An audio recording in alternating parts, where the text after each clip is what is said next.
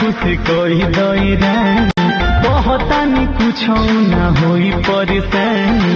हरे सुना सुना न हो काहे सुनी मर्द के मिजाज खुश कोई दौरा कहतानी कुछ न होई परेशानी। अच्छा सुनी बोला दीदी